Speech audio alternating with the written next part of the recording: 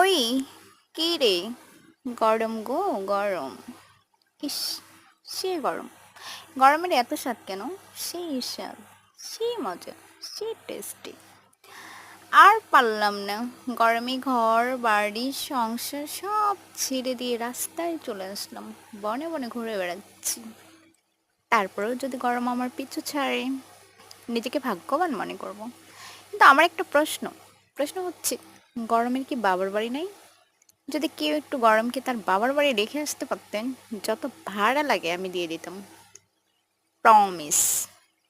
সত্যি, প্রচণ্ড গরম, তাপমাত্রা বেড়ে গেছে। পারছি না আর থাকতে, শহর ছেড়ে গ্রামে চলে আসলাম। কারণটা হচ্ছে শহরে ঘনবসতি, প্রচণ্ড গরম। আর গ্রামে প্রাকৃতিক প্রাকৃতিক পরিবেশ, ন্যাচারাল সুন্দর।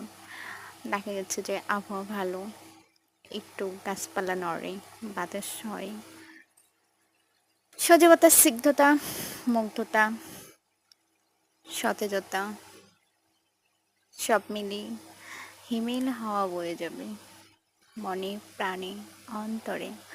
তাই তো বনবাসে চলে আসলাম, মনের দুঃখে।